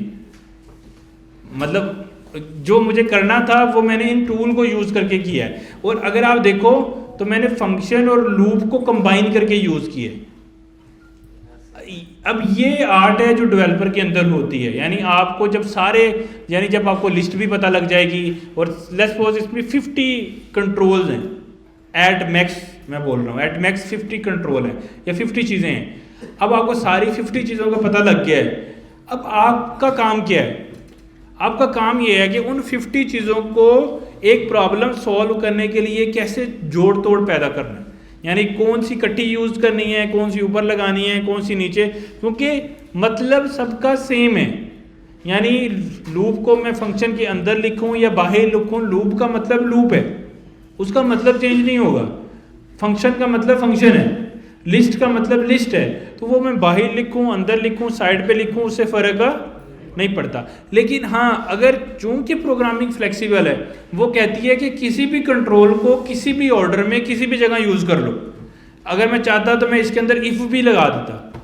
यानी कोई मेरे पास लिमिटेशन नहीं है कि किस चीज़ को कब किस तरह यूज़ करना है। सारे कंट्रोल आपस में मिला के मैं यूज़ कर सकता हूँ। और ये कैसे मिलाने हैं, इसको हम बोलते हैं आर्ट। और ये प्रोग्रामर के अंदर होता है, जिसको हम लॉजिकल स्किल बोलते हैं उसकी, कि उसके अंदर कंट्रोल्स को, एक प्रॉब्लम को सॉल्व करने की स्किल है। और इसी चीज़ के इंटरव्यूज़ होते हैं। यानी जब आप एक डेवलपर बन जाते हो तो आपका इंटरव्यू क्या होता है? इंटरव्यूअर आपको एक प्रॉब्लम देता है, वो कहता है कि मेरे पास एक लिस्ट है, मुझे उसकी लेंथ फाइंड करनी है, उसका आपने बना बनाया फंक्शन यूज़ नहीं करना, कस्टम फंक्शन यूज़ करना है। यानी कस्टम फंक्शन आपने बनाना है। अब आप सोचोगे कि मेरे पास लिस्ट है, एक मुझे फंक्शन बनाना है, कुछ बातें तो उसने बताई हैं कि मुझे आपको एक फंक्शन बनाना है, आपके पास ये चीज़ है। आप फिर सोचना शुरू करोगे, अच्छा मुझे फंक्शन बनाना है, उसके अंदर मुझे एक वेरिएबल बनाना चाहिए काउंट का। इसको हम बोलते हैं कि आप लॉजिक बिल्ड कर रहे हो, माइंड मैप कर रहे हो, कि माइंड में आप सोचना शुरू कर देते हो वो चीज़ बनाते हुए। ये इंटरव्यूज़ होते हैं। यानी अगर आप गूगल में भी जाना चाहते हो ना, दुनिया की नंबर 1 कंपनी में, वहाँ उसका भी इंटरव्यू यही ही होता है कि आपको प्रोग्रामिंग आती है, वो कहता है कि ये क्वेश्चन है, इसके अगेंस्ट मुझे कोड लिख के दो। यानी इस प्रॉब्लम को आपने लॉजिकली सॉल्व करना है। फिर आपके पास सारे कंट्रोल आपको आते हैं A to Z। अब आपका दिमाग वहाँ से चलना शुरू होता है कि अच्छा ये करना है, अब मुझे ये करना पड़ेगा, मुझे ये करना पड़ेगा, मुझे ये, यहाँ मैं इफ़ लगाता हूँ, यहाँ मैं लूप लगाता हूँ, ये फंक्शन लगाता हूँ, ये चीज़ ऐसे करता हूँ। वो जब वो सारी चीज़ें बन जाती हैं तो फिर वो प्रॉब्लम ऑटोमेटिकली सॉल्व हो जाती है। ये एक्चुअली पूरी जो सॉफ्टवेयर इंजीनियरिंग है उसको मापने का एक ही तरीका है, और वो लॉजिक बिल्डिंग है कि आपको लॉजिक बिल्डिंग आती है या नहीं आती। सम हाउ अभी ये चेंज हो रहा है क्योंकि दुनिया में बहुत बड़ा शिफ्ट आ रहा है एआई की वजह से। पहले तो ये लॉजिक बिल्डिंग मतलब बहुत इंपॉर्टेंट समझी जाती थी, लेकिन अब मुझे ये लगता है ये माजी का हिस्सा हो जाएगी। वो क्यों? सम हाउ प्रॉब्लम सॉल्विंग की स्किल तो हमें चाहिए, लेकिन स्टिल कोड से सोच के मतलब कि फंक्शन के अंदर फॉल्ट लगाना है, ये करना है, वो करना है, शायद उस लेवल की चीज़ें हमें नहीं चाहिए होंगी फ्यूचर में, मुझे लगता है। उसकी रीज़न क्या है? अब ये काम तो देखो हमने किया भी नहीं था, तो एआई ने मतलब अभी मैंने लिखा ही था फंक्शन का नेम कस्टम लेंथ, उसने सारा लिख दिया। मैंने अभी कस्टम लेंथ ही लिखा था, उसने सारा कोड लिख दिया। मतलब वो होता था। अब क्या कि कोड चूंकि एआई लिख सकता है, इंसान से भी बेहतर लिख सकता है। क्यों? क्योंकि उसको सारी दुनिया का नॉलेज आ गया है। आज तक दुनिया में जितने सॉफ्टवेयर इंजीनियर ने जितने प्रोजेक्ट्स बनाए हैं, उन प्रोजेक्ट में जितनी लॉजिक्स लिखी थी, जितने प्रॉब्लम सॉल्व किए थे, सबका नॉलेज एआई के पास है। अब वो दुनिया में बेस्ट कोड कर सकता है अगर आप उसको। अब इसका मतलब है कि जो इंटरव्यूअर के जांचने का तरीका है, मुझे लगता है वो भी चेंज हो जाएगा। जिस तरह पढ़ने का तरीका चेंज हो रहा है, पढ़ाने का तरीका चेंज हो रहा है। एआई ने एक्सट्रीमली इफेक्ट किया है हर चीज़ को। यानी आज से 2015, 16, 17, 18, 20, 21, 22, 23 में जो हम काम करते थे वो आज हम नहीं करते। अब मुझे ये लगता है कि ज़्यादा एक वो आपको प्रॉब्लम देगा कि ये एक सिस्टम है, इस सिस्टम को आपने डिज़ाइन करना है। क्योंकि अब ज़्यादा काम है आर्किटेक्चर लेवल का बंदा। यानी आर्किटेक्ट क्या करता है, वो एक्चुअली बिल्डिंग बना तो नहीं रहा होता, बिल्डिंग तो नीचे से जो मजदूर हैं, लेबर, वो बना रही होती है। लेकिन जो एक्चुअल माइंड है, यानी जो इंटेलिजेंस है, वो तो किसकी होती है? आर्किटेक्ट की होती है। यानी देखो, ये मजदूर की महारत नहीं है कि ये बिल्डिंग खड़ी है, ये एक्चुअली उस आर्किटेक्ट की महारत है जिसने इसको इंजीनियरिंग की, जिसने इसकी इंजीनियरिंग की है। तो मुझे लगता है कि ये जो नया सॉफ्टवेयर इंजीनियरिंग है ना, ये भी अब आर्किटेक्ट लेवल तक चली जाएगी। उसमें क्या होगा कि आपका काम आर्किटेक्ट करना है, आपका काम इनोवेशन करना है, आपका काम एम्पायर खड़ा कैसे होगा इस चीज़ को डिज़ाइन करना है। वो फिर डिज़ाइन जब बन जाएगा, यानी पूरा आर्किटेक्ट बन जाएगा कि लाइक कौन सी चीज़ कहाँ से लिंक होगी, कहाँ जुड़ेगी, किधर से क्या होगा, ये चीज़ इस तरह, ये चीज़ इस तरह। जब वो सारा एम्पायर खड़ा हो जाएगा तो फिर एआई ऑटोमेटिकली उस एम्पायर को फंक्शनल कोड में जनरेट कर देगा, यानी उस आर्किटेक्ट को असल शेप दे देगा। और ये मतलब अभी तो 25 एंड हो रहा है, हम दिसंबर में बात कर रहे हैं, 26 के अंदर सम हाउ ये और बढ़ेगा, तो एक लेवल तक चले जाएगा। तो हैं नहीं, तो उसमें क्या होगा कि ये बढ़ेगा। तो अब उसमें लाइक जो, अगर मैं आपको सिंपल बात समझाऊँ ना, कि इसका मतलब है कि बच्चे अभी यहाँ पे परेशान हो रहे हैं। परेशान नहीं होना, हम परेशानी के बजाय हमें एजीए लेवल को समझना है। दुनिया की बड़ी कंपनी जो ये एआई की मदद से कोड को ऑटोमेट कर रहे हैं, वो किस बात पे काम कर रहे हैं? वो काम कर रहे हैं एजीआई पे, आर्टिफिशियल जनरल इंटेलिजेंस। उसके उन्होंने 5 असूल बनाए हुए हैं। 5 असूल कौन कौन से हैं उसके एजीआई के? सबसे पहला था कि कम्युनिकेशन, नेचुरल लैंग्वेज, कि एआई किसी तरह से इंसान की बात को समझ सके। अच्छा, वो उन्होंने जनरेटिव एआई के थ्रू अचीव कर लिया। अच्छा, उसके अगला लेवल क्या था कि वो रीजनिंग कर सके। यानी एआई पहले बात तो समझ रहा था, लेकिन बात को कैसे करना है उसके स्टेप्स काउंट नहीं कर रहा था, कि ये चीज़ इस तरह होती है, उसके स्टेप नहीं बना रहा था। वो स्टेप भी बनाने लग गया, रीजनिंग उसको बोलते हैं। अच्छा, तीसरा लेवल है एजेंटिक, कि इसके अंदर जो इंसान काम करते हैं वो एआई काम करे। पहले एआई सिर्फ जनरेट कर रहा था, इंसान करवा रहा था, कोड भी जनरेट कर रहा था, सारी चीज़ें, लेकिन वो खुद से नहीं कर रहा था। जैसे मैंने बोला ना कि अभी कस्टम फंक्शन बनाना है, इसने खुद ही बना दिया। पहले ये खुद ही नहीं बनाता था, हम उसको कहते थे, फिर वो बनाता था, फिर हम कॉपी पेस्ट करते थे, वो जनरेटिव लेवल का था। अब एजेंटिक में क्या है, ये खुद ही कर देता है। अच्छा, अब ये अभी सारी दुनिया के जितने काम हैं, जितना काम अभी हो रहा है, वो सब हो रहा है इस थर्ड फेज पे, जिसको हम एजेंटिक फेज बोल रहे हैं। इसके अंदर वो ऐसे ऐसे एजेंट बनाने की कोशिश कर रहे हैं जो इंसान को कम्प्लीटली चेंज कर दें। जैसे मैं एज अ डेवलपर कोड करता था, अब उन्होंने ऐसा एजेंट, जैसे एंटी ग्रेविटी एजेंट है, जैसे कर्सर एजेंट है जो हम यूज़ कर रहे हैं, ये एजेंटों ने जो मेरा काम था ना, यानी जो मैं हाथ से लिस्ट बनाता था, हाथ से इफ़ लगाता था, हाथ से वेरिएबल बनाता था, वो सब चेंज हो गया। अब जो अगर वो सब इधर ये कर रहा है तो मैं क्या करूँ? अब मैं इससे जो अगला लेवल है ना, मुझे उधर शिफ्ट होना है। इससे अगला लेवल है इनोवेशन। अच्छा, एआई अभी इनोवेट नहीं कर सकता चीज़ें, यानी एआई खुद से कुछ थिंक नहीं कर सकता।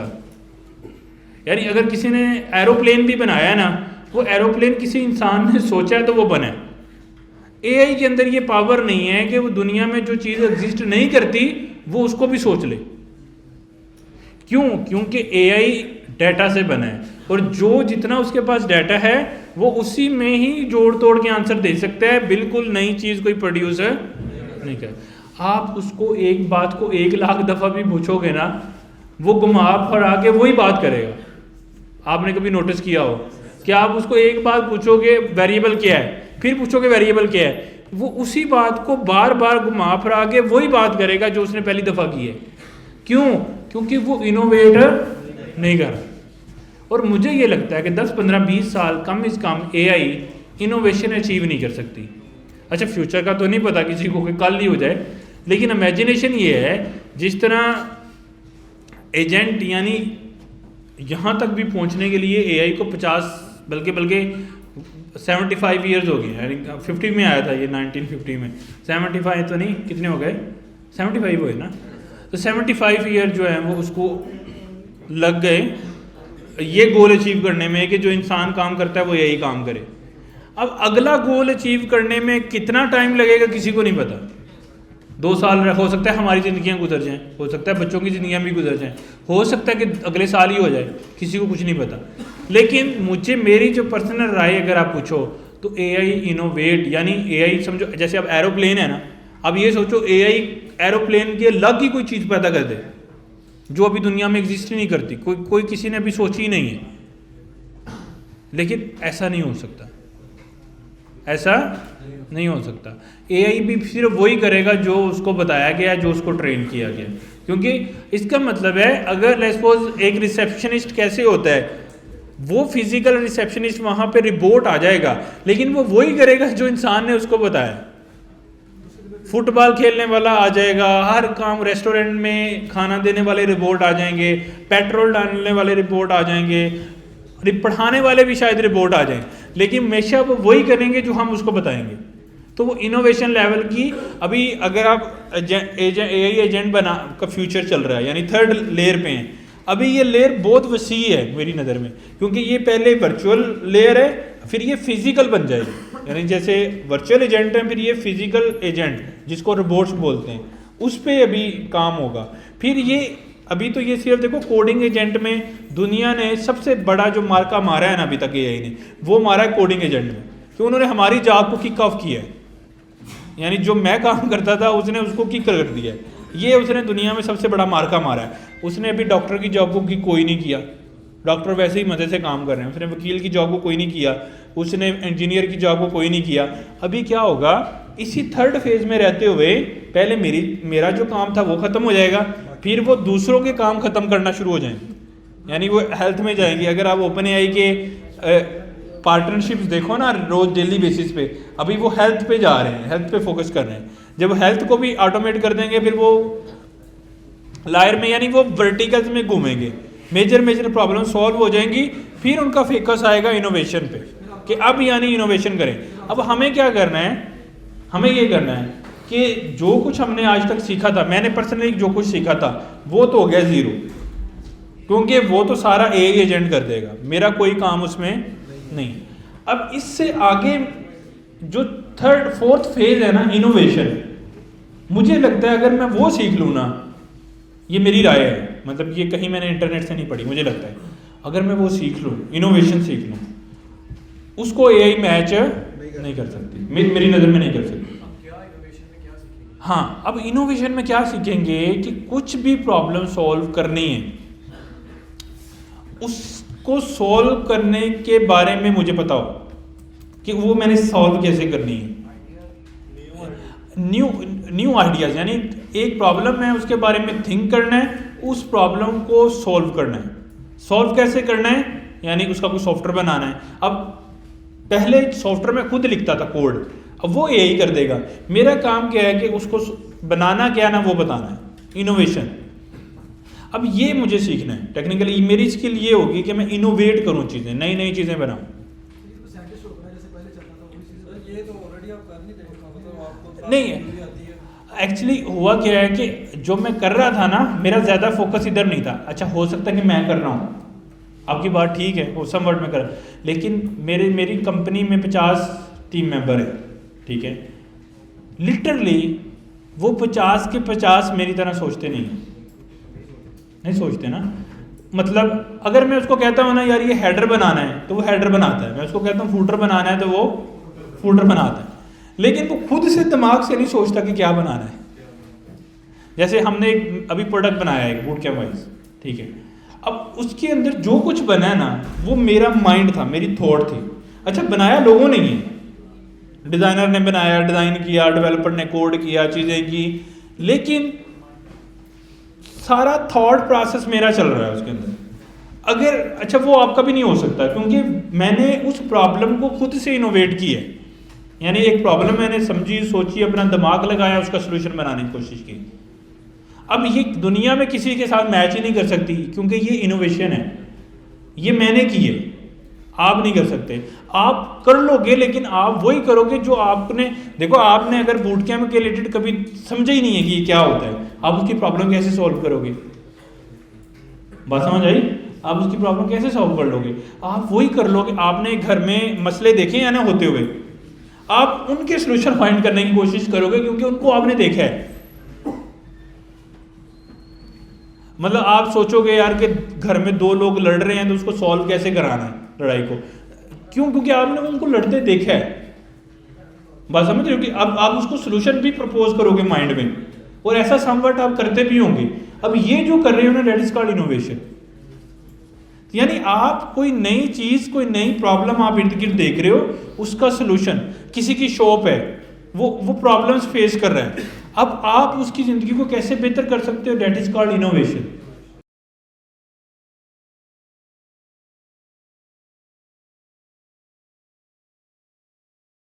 अच्छा, इसमें क्या सिनेरियो है, देखो अभी चूंकि जब ट्रांजिशन हो रही होती है ना, मेरा मानना ये है, जब ट्रांजिशन हो रही होती है तो ट्रांजिशन के दौरान चीज़ों को मुश्किलात होती हैं। जैसे अगर 1947 के अंदर सेपरेशन हो रही थी, उस सेपरेशन के दौरान लोगों की डिफ़िकल्टी लेवल कम थे या ज़्यादा थे?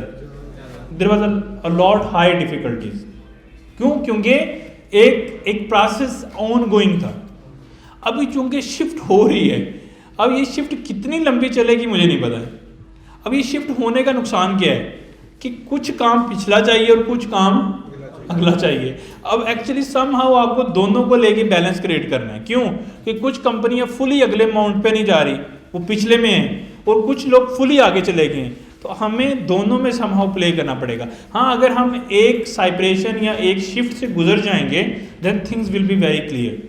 उस वक्त शायद यूनिवर्सिटी की डिग्रीज भी बदलेंगी, उस वक्त शायद ये कितने सालों में होगा मुझे नहीं पता। हाँ, शिफ्ट हो रही है, ये गारंटीड है। यानी जब 1947 में साइपरेशन हो रही थी, वो तो लोगों ने देख ली थी ना कि हो रही है, वो कितनी देर में मुकम्मल हुई है वो उन लोगों को नहीं पता था कि मतलब हो सकता है बात तो 30 की चल रही थी, 31 की चल रही थी, मुकम्मल जाके 47 में हुई। कितना लंबा चला लोगों को नहीं पता था। हाँ, लेकिन बात तो चल रही थी, एक प्रोसेस ऑन गोइंग था। अब जब प्रोसेस ऑन गोइंग होता है तो उसका किसी को पता नहीं होता। तो इस वजह से ये चैलेंज है कि लॉजिक सीखने या नहीं सीखने, नई चीज़ सीखनी या नहीं सीखनी, ये चीज़ें। लेकिन मुझे ये लगता है कि नई चीज़ों को सीखना चाहिए, ज़्यादा प्रायोरिटी को देनी चाहिए, क्योंकि उधर कम लोग होते हैं। जैसे लिटरली मैं पुराने स्टाइल से अगर काम करता रहूँगा, मुझे ये लगता है कि मैं ज़्यादा देर सर्वाइवल नहीं कर पाऊँगा, शायद 1-2 साल 3 साल बस मैक्सिमम। हाँ, अगर मैं इनोवेशन पे बहुत फोकस करके new way of earning find कर लेता हूँ अपने, यानी अभी हम ढूंढ रहे हैं क्लाइंट सॉफ्टवेयर इंजीनियरिंग के, यानी जो हम काम करते हैं कंपनी में, हम एज अ सॉफ्टवेयर इंजीनियर कर रहे हैं। मैं सॉफ्टवेयर इंजीनियर हूँ, मेरे लड़के सॉफ्टवेयर इंजीनियर हैं, हम सॉफ्टवेयर बनाते हैं, हम इनोवेशन नहीं करते। इनोवेशन किसकी है? क्लाइंट की है, यानी जो बंदा हमसे प्रोजेक्ट बनवाने आया है सारी इनोवेशन उसकी है, हम करते हैं बैठ के काम। मुझे ये लगता है कि ये चीज़ बिकने वाली नहीं है। अगर उसने सारी इनोवेशन कर ली है तो वाई नॉट कि वो उठा के 2026 के एंड पे जब हम यहाँ बात कर रहे होंगे, हो सकता है कि कोडिंग एजेंट 100% काम कर दे, तो वो उसको मेरी ज़रूरत क्या होगी, वो उठाएगा सारी इनोवेशन उसको देगा और पूरा सॉफ्टवेयर तैयार हो जाएगा। समझ रहे हो? तो शायद मेरी वो जगह नहीं बनेगी। हाँ, अगर मैं इनोवेशन सीख लूँ तो मेरे लिए अपॉर्चुनिटीज़ के बाहर हैं। क्यों? क्योंकि मैं फिर ऐसा बंदा बन गया हूँ भाई जिसकी वैल्यू है, जिसका फ्यूचर है। सही है? तो मुझे ये लगता है कि सम हाउ प्रॉब्लम सॉल्विंग चाहिए, बट ऑन डिफरेंट लेवल, जिसको हम आर्किटेक्चर लेवल बोलते हैं, कि चीज़ों को सोचना, समझना, थिंक करना, प्रॉब्लम करना, this is the real value. बाकी वैल्यू नहीं है। किसी वैल्यू के अगेंस्ट इंसान को हमेशा फ़ायदा होता है। जो अभी हम सीख रहे हैं ये वैल्यू नहीं है, वैल्यू सम हाउ इससे ऊपर है। तो वो वैल्यूज़, लेकिन वहाँ तक जाने के लिए ये रास्ता तो गुजारना पड़ेगा। लेकिन अगर हम वो वैल्यू फाइंड कर लें, अच्छा ऐसा इसी वजह से ऐसा नहीं है कि अगर मैं वैल्यू फाइंड करने की कोशिश कर रहा हूँ ना, अगर मैं नहीं करूँगा तो मैं अपसलीट हूँ। अगर मेरा फेलो कोई सॉफ्टवेयर कंपनी है, अब वो कोशिश नहीं कर रहा, ना वो सोच रहा है, वो पुराने तरीके से काम करी जा रहा है, उसका क्या होगा? दिन ब दिन उसका काम नीचे होगा, और एक दिन आएगा उसके पास एक भी क्लाइंट नहीं होगा ना। मतलब उसकी ग्रोथ मोड ऐसे नहीं होगा, उसका मोड ऐसे होगा। अब उसको एक ही तरीका है कि वो यहाँ से नए वे ऑफ वो ढूंढे। जब वो ऐसे जाएगा, वो एक बंदा जब पहले अर्निंग कर रहा था चीज़ें, तो उसका एक प्रोसेस था, सेटअप था। जब वो नीचे जाएगा फिर वो हाथ पाँव मारता है, और फिर जब वो मारता है ना, फिर वो नई चीज़ें फाइंड करता है। फिर वो कहेगा कि यार अगर ये सब कुछ हो गया तो मैं अब क्या करूँ। अब चूंकि उसने पहले भी किया हुआ है, दिमाग तो उसका चलता है, तो अब वो नए तरीके से दिमाग चलाएगा, कोई नया वे ऑफ डूइंग निकालेगा, फिर उसी तरह के लोग वो हायर करेगा। जो अगर उसके पुराने लोग थे, अगर वो नए तरीके से नहीं कर रहे, उनको किक ऑफ कर देगा। अब फिर वो वही लोग किक ऑफ होंगे जो नया तरीका नहीं सीख रहे, या तो वो नया तरीका सीख लें, वो दोबारा यूज़ हो जाएं, या वो इंडस्ट्री से आउट हो जाएंगे, या फिर वो बैठ के काम करेंगे। तो इस तरह हो रहा है। अभी क्या हो रहा है, अगर मैं आज भी इंटरव्यू करके आया हूँ तो बहुत सारे लोग हैं जो पहले अच्छा काम कर रहे थे, अभी इंटरव्यू देते फिर रहे हैं। क्यों? अभी उनको पता ही नहीं है कि भाई दुनिया बदल गई है। अब वो कह रहा है कि यार मैं फाइबर पे बैठ के ये फलांग गिग बेचता था, अभी मुझे क्लाइंट नहीं मिल रहा है। अब मैं दिल में सोच रहा हूँ कि इसको मिलेगा भी नहीं अभी, मतलब समझ रहे हो। अब वो उसी चीज़ के लिए जॉब लेने आ गया है। अब रेदर देन कि वो ये सोचे कि यार अब दुनिया बदल गई है तो मैं कुछ और सीखूँ या आगे बढ़ूँ, ये चीज़ें। तो ये प्रॉब्लम है। अब ऐसे लोगों के लिए फिर रास्ते तंग होंगे, चाहे वो मेरी टीम में है चाहे कहीं पे भी है। अगर जो लोग अच्छा काम, मतलब जो लोग मुझे लगता है जो लोग इनोवेशन नहीं सीखेंगे, देर विल बी, वो उनके लिए रास्ते दिन ब दिन बंद होंगे उनकी। क्योंकि जो काम आप हाथ से कोड कर रहे हो, आप लॉजिक बना रहे हो, it's not a valuable task now. Before ये पहले था, लेकिन अभी ये नहीं है। अब एक चीज़ की वैल्यू ही नहीं है। ये आईफोन है, इसकी वैल्यू है, आप मुझे इसके पैसे दोगे। लेकिन अगर यही चीज़ मतलब कोई ये फेक है, यानी ये डमी है, ये प्लास्टिक का बना हो, तो इसकी वैल्यू होगी? नहीं होगी। तो अगर इसकी वैल्यू है तो लोग इसको वैल्यू देंगे, अगर इसकी वैल्यू नहीं है तो लोग वैल्यू नहीं देंगे। पहले डेवलपर की वैल्यू थी, वो वैल्यू अब कम होगी, शायद फ्यूचर में और कम हो जाएगी। अब उसको अपनी दोबारा से वैल्यू को रीशेप करना है और शिफ्ट में उसको चेंज करना है, और ये लोग नहीं समझ रहे। इसको हमें फिगर आउट करना है। इसलिए लोग बहुत सारे परेशान हो रहे हैं। अगर जिनके कोई काम चल रहे थे वो बंद हो रहे हैं, वो डिस्टर्ब हो रहे हैं, क्योंकि उनको शिफ्ट अफेक्ट कर रही है। तो हमें शिफ्ट में नए रास्ते निकालने हैं। वो नए रास्ते क्या हैं? अब मसला ये है कि वो नए रास्ते क्या हैं, ये सैम अल्टमैन को भी नहीं पता, यानी जो ये काम कर रहा है उसको भी नहीं पता कि नए रास्ते क्या हैं। तो नए रास्ते तो यानी कभी लाइट, जब कभी इलेक्ट्रिसिटी ईजाद हुई थी या फैन ईजाद हुआ था, ये ऐसे ही ईजाद होगा, किसी को कुछ नहीं पता था। क्योंकि कहते हैं ना ज़रूरत ईजाद की माँ है, तो वो ज़रूरत पेश आई थी तो वो हो गया था। अब फ्यूचर में भी पता नहीं कि क्या ईजाद होगा, लेकिन कुछ ना कुछ हो जाएगा। और वो कौन करेंगे? जिनके दिमाग इनोवेटिव हैं, जो सोचेंगे, जो समझेंगे, जो नए रास्ते निकालेंगे। जब वो नए रास्ते निकालेंगे फिर नई टीम्स बनेंगी, नई सॉफ्टवेयर कंपनीज बनेंगी, नए लोगों के लिए अपॉर्चुनिटीज़ हो सकता है उनमें से कंपनीज रीशेप हो जाए, हो सकता है बिल्कुल ही जीरो से कोई नई कंपनीज बन जाए। लेकिन सर जो इनोवेशन है उसकी लॉजिक बिल्डिंग तो आपकी होनी चाहिए। हाँ आपके पास होगी तो आप कुछ न्यू इनोवेट करोगे। हाँ ये तो उसको हम बोल देंगे दूसरे लफ्जों में exposure. Innovation somehow equal to exposure, यानी इनोवेशन इंसान तभी करता है जब उसका एक्सपोजर होता है टेक्निकली। यानी एक गांव में रहने वाला बंदा जिसने ज़िंदगी में शहर में आगे नहीं देखा, तो वो सिटी लेवल के लेवल पे आगे इनोवेशन नहीं कर सकता। इसका ये मतलब नहीं है कि उसमें दिमाग नहीं है, इसका ये मतलब है कि उसने कभी किसी चीज़ का मुशाहिदा ही नहीं किया, एक्सपोजर नहीं है उसको। अगर उसको एक्सपोजर नहीं है तो वो शायद इनोवेशन कर सकता है, लेकिन वो हल बना सकता है, लेकिन वो सिटी में लेवल में आके कोई पर्टिकुलर बड़ी प्रॉब्लम सॉल्व नहीं कर सकता।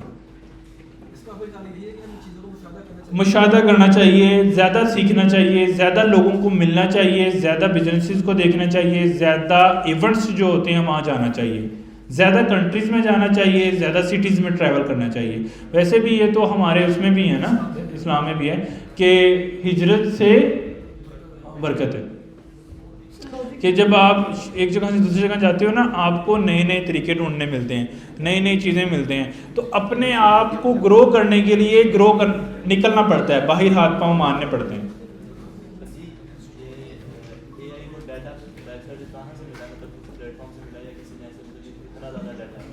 ये इसकी बड़ी बैक स्टोरी है। ये जो बड़ी कंपनीज हैं इनके पास ही ज़्यादा डाटा था। जैसे गूगल है, तो दुनिया में गूगल ने डाटा इकट्ठा किया और क्या किया है, जैसे फेसबुक है उसने डाटा इकट्ठा किया है, तो इन्होंने उसी डाटा को यूज़ किया। और दूसरा कुछ वेब स्क्रैपिंग की है जो इंटरनेट पर डाटा है, वो टेक्निकल थोड़ा कंसेप्ट हो जाएगा, लेकिन बात यह है कि उन्होंने सम हाउ डाटा इकट्ठा किया और वही है जो हमने डिजिटली डाला है। प्रोजेक्ट बनाएं, ज़्यादा अच्छा तो ये है, प्रोजेक्ट बनाएं। और दुनिया में जो बिजनेसेस हैं, दुनिया में जो मामला चल रहे हैं, हर चीज़ के पीछे रीज़न होनी चाहिए कि यार ये चीज़ है ये क्यों है, ये चीज़ है तो ये क्यों है, ये है तो ये क्यों नहीं है, ये ऐसा है तो ऐसा क्यों नहीं है। क्यूरियोसिटी होनी चाहिए कि क्या होता है, कि अगर ऐसा होता है तो मतलब हर चीज़ का आपको नॉलेज होना चाहिए एक्सट्रीम लेवल में। अभी कल परसों मैं समझ रहा था कि जैसे अब दूसरे कंट्रीज़ के अंदर फैमिली स्ट्रक्चर इतना स्ट्रॉन्ग नहीं है, तो वहाँ पे अगर बंदे ने बहुत वेल्थ बना ली है, अगर उसकी अचानक डेथ हो जाती है तो क्या होता है। हाँ, वो सारी वेल्थ जो है, अगर उसने विल नहीं है, यानी उसने कुछ लिख के नहीं रखा हुआ है, वो सारी वेल्थ स्टेट को चली जाती है, अगर उसका कोई भी इनहेरिटेड बंदा नहीं है। बात समझ रहे हो? यानी ये आपको अभी मैंने सोचा समझा, उसके बारे में थोड़ी सी तहकीक की, तो मुझे उसका नॉलेज आ गया कि अच्छा ये ऐसे भी पॉसिबल हो सकता है, मुझे पहले नहीं पता था। यानी इसका मतलब ये है कि हमें क्यूरियोसिटी रखनी है, हर चीज़ के बारे में सोचना है, ये चीज़ ऐसे क्यों नहीं है, ये चीज़ ऐसे क्यों नहीं है, इसको ऐसे होना चाहिए तो ऐसे है, ये ऐसे नहीं तो ऐसे है। तो उससे आपका माइंड भी ज़्यादा से ज़्यादा चलता है, फिर आप नई नई चीज़ों को इनोवेट कर पाते हो।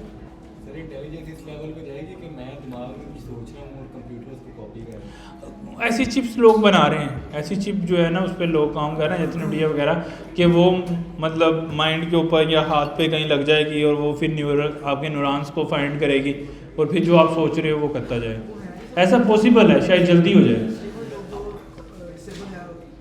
अभी कुछ समहाउ वो कर भी रहे हैं इस पे, लेकिन अभी वो क्या करता है, वो दिमाग के अंदर ऑपरेट करके वो मशीन आला डालना पड़ता है, तो it's a very risky game. तो अभी शायद फ्यूचर में वो आउटर यानी बाहर से ही हम एक्सेस कर सकें सारे न्यूरॉन को, इंसान क्या सोच रहा है, उस पर काफ़ी रिसर्च चल रही है, माइट भी हो जाए। लेकिन उससे तो बस यही फ़र्क पड़ेगा कि आपको जो हाथ से करना पड़ता है वो भी नहीं करना पड़ेगा। थोड़ा फ़र्क तो है, थोड़ा फ़र्क है, लेकिन फ्यूचर मैं वही बता रहा हूँ कि कितना हो जाएगा इसका मुझे नहीं पता कि कितना होगा। ये तो अब कुछ भी हो सकता है ना, दुनिया यार, इंसान बना ही ईजाद के लिए है। अगर उसको हम देखें तो जब से पूरी दुनिया कायम हुई है, हमारा तो बिलीव यही है ना, तो इंसान ने हमेशा ईजाद ही की है, तो वो रुकेगी नहीं। आज अगर उसने जहाज़ बना लिए हैं तो कल को वो कुछ और बनाएगा, और जो हमने सोचा नहीं है, तो कुछ ना कुछ आगे बनता जाएगा। एक प्रॉब्लम बनेगी, उसका सोल्यूशन आएगा, फिर सोल्यूशन आएगा, फिर प्रॉब्लम बनेगी, तो आगे चीज़ जो है वो बढ़ती जाएगी। एजेंटिक लेवल तक, एजेंटिक लेवल तक तो कर देगा। बात समझ रहे हो? जैसे डॉक्टर अगर ऑपरेट कर रहा है तो इनोवेशन तो डॉक्टर की है, लेकिन वो अगर ऐसे ऐसे ऐसे काट रहा है, चीज़ें कर रहा है, ऊपर कुछ चीज़ें कर रहा है, वो एजेंट कर देगा, लेकिन दिमाग तो फिर डॉक्टर का ही होगा, यानी इनोवेशन तो उसी की होगी। तो यही मैं बोल रहा हूँ कि एजेंटिक लेवल तक तो दुनिया चेंज हो जाएगी, यानी सब लोग कुछ एजेंट ही करेंगे, लेकिन उससे ऊपर फिर इनोवेशन तो स्टिल इंसान के हाथ में है।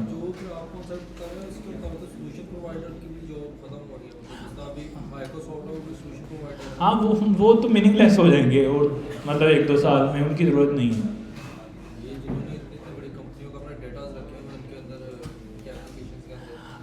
ऑटोमेट हो जाएंगे, सिंपली हर चीज़ ऑटोमेट हो जाएगी ना। ऑटोमेट जो हो रही है दिन ब दिन, एजेंट ही बन रहे हैं। अब जितने गूगल वर्क स्पेस थी, जितनी वर्क स्पेसिस हैं, जितने भी बिजनेसिस के ऑनलाइन सॉफ्टवेयर हैं, वो सब दे रहे हैं अब ऑटोमेशन। ऐसी ऐसी ऑटोमेशन आ जाएंगी, वो सब डिजिटल हो जाएगा। तो यानी इस एक्चुअली चीज़ें काम करने का स्टाइल बदलेगा, नथिंग एल्स।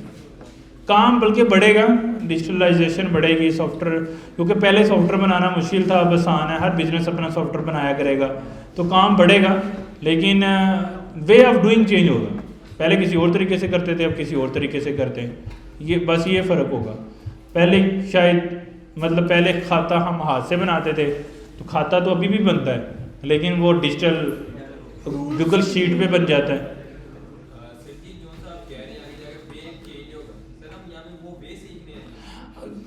अब देखो, मेरा गोल तो ये है कि हम जो होने वाला है उसको सीखें, इनोवेशन को सीखें, कि किसी तरीके से हम ऐसा नॉलेज गेन कर लें कि हमारा फ्यूचर सिक्योर हो समहाउ। ये मेरा टारगेट है। बाकी वो करेंगे वैसे जो पुराना तरीका चल रहा है, ट्रेडिशनल। देखो, पहले भी पाइथन ही पढ़ते थे, आज भी पाइथन ही पढ़ रहे हैं, लेकिन ये है कि मेरा काम, जैसे आज मैंने थोड़ा सा आपको मोटिवेट कर दिया कि ऐसे ऐसे होगा, तो हमें ऐसे अपने आप को ऐसा ऐसा जैसे जैसे बातें मुझे पता लगती जाएंगी, मैं आपको बताता जाऊंगा, उससे आपका माइंड थोड़ा थोड़ा थोड़ा थोड़ा बनता जाएगा कि आपने अपने आप को किस लेवल पे अपग्रेड करना है। तो आपको समहाउ अपना एक्सपोजर बहुत अच्छा करना है। कम लोगों की ज़रूरत होगी, लेकिन एक्सट्रीम अच्छे लोगों की ज़रूरत होगी। तो अगर जो उनमें आ जाएंगे, उनकी वर्थ बहुत होगी, फिर उनका लाइफस्टाइल, उनकी चीज़ें वो डिफरेंट लेवल पे होंगे, क्योंकि वो बहुत कम होंगे ना, तो उनकी वैल्यू, जो चीज़ डिमांड जिसकी हाई होती है, उसकी सप्लाई कम होती है, तो ऑटोमेटिकली उसकी जो है प्राइस बढ़ जाती है। ये बेसिक फिनोमिना है ना। तो जब इनोवेशन लेवल पे बात जाएगी, अभी क्या हो रहा था कि कुछ लोग सस्ते में भी काम करी जा रहे थे, थोड़े थोड़े बना लेते, छोटी जॉब करके चीज़ें, क्योंकि स्टैटिक से जॉब करी जा रहे थे वो। अब वो स्टैटिक जॉब तो ख़त्म हो जाएंगे, फिर वो दूसरे बिजनेसेस में करेंगे जाके वो छोटी छोटी जॉब्स, यानी जो वो छोटी छोटी जॉब्स इधर कर रहे थे ना, सॉफ्टवेयर में, टेक में, कंपनीज में, सॉफ्टवेयर कंपनीज में, वो अब वही जॉब्स डिफरेंट प्लेसेस पे कर लेंगे जाके, फिजिकल प्लेसेस पे, दूसरे बिजनेसेस के अंदर। लेकिन जिनमें इनोवेशन होगी, वो फिर सॉफ्टवेयर की दुनिया के लीडर्स होंगे। वो मतलब जो एक पर्टिकुलर, जैसे फॉर एग्जांपल आप में से कोई एक चीता बन जाता है, पूरे सिटी का चीता बन गया, अब उसका नाम घूम जाएगा, तो सारे जितने सिटी में बिजनेसेस हैं उसने ही ऑटोमेट करने हैं, क्योंकि वो उस काम में माहिर बन गया है ना, एक पर्टिकुलर लोकेशन के ऊपर। डिफरेंट चल रही है अभी तो, मतलब जो मेरी मेजर रिसर्च यही चल रही है कि किस तरह से जो काम अभी हम मैनुअली कर रहे हैं उनको ऑटोमेट कर दें हम, ताकि हम इनोवेशन पे चले जाएं ना। यानी अगर मैं एक्स काम करता हूँ तो मैं वो एक्स काम ऑटोमेट कर रहा हूँ, पहला टारगेट मेरा ये है, क्योंकि यही दुनिया का टारगेट है, उसी के साथ चलना है ना। तो जब मैं वो हो जाएगा तो फिर डेफिनेटली मेरे पास टाइम बचेगा, जब मेरे पास टाइम बचेगा तो फिर मैं वो करूँगा जो चाहिए, तो फिर नए नए वेज फाइंड हो जाएंगे, यानी नए नए प्रोडक्ट्स बनाएंगे, नए नए क्लाइंट्स फाइंड करेंगे, उनके साथ बैठ के माइंड यूज़ करेंगे। फिर ऐसा बंदा पकड़ेंगे ना जो चाहता है कि मैं यार कुछ डिजिटल चीज़ बनाऊँ, लेकिन उसके पास दिमाग नहीं है, वो इनोवेट नहीं कर सकता। उसको पता है कि मेरे बिजनेस के लिए सॉफ्टवेयर रिक्वायर्ड है, लेकिन वो सॉफ्टवेयर सोच नहीं सकता, क्योंकि वो सॉफ्टवेयर इंजीनियर नहीं है ना, क्योंकि वो सॉफ्टवेयर का आर्किटेक्ट नहीं है, क्योंकि उसको नहीं पता है कि ये कैसे चीज़ें चलती हैं, मतलब उसका नॉलेज कम है। तो फिर वो क्या करेगा, उस बिज़नेस में से कुछ हिस्सा मुझे देगा, यानी कैश फ्लो मेरी तरफ करेगा, और मैं फिर उसको उसका पूरा सोल्यूशन बिल्ड करके दूंगा। और मैं कैसे करूँगा, मेरा काम सारा एआई करेगा और मैं इनोवेट कर दूंगा। तो यानी एक बंदा था, उसका बिजनेस था, लेट्स सपोज किसी का कार रेंटल बिजनेस है, वो कहता है यार इसको ऑटोमेट कर दो, तो तो मेरा काम है कि उसका सारा सोल्यूशन डिज़ाइन करना, सोचना, बनाना, और एआई का काम है, यानी एआई एजेंट्स का काम है वो मेरा काम करेंगे। जो मैं अभी करता हूँ वो एआई एजेंट्स करेंगे, मैं वो काम करूँगा जो क्लाइंट पहले करता था।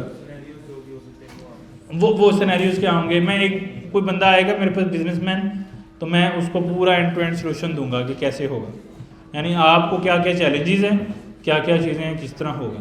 जिस तरह अगर कोई बंदा कभी फंस जाए तो वकील के पास जाता है ना, तो वो उसको बताता है कि इसमें से कैसे निकलना है, वो सारा उसको दिमाग उसका होता है, क्यों? क्योंकि वो अपनी फील्ड का माहिर है, तो वो सारे सोल्यूशन देता है, फिर उस पर काम होता है, फिर एग्जीक्यूशंस होती हैं, फिर वो बंदा समहाउ निकल आता है बाहर, जो भी होता है। तो इसी तरह जो है वो सिलसिला चलता रहेगा। All set.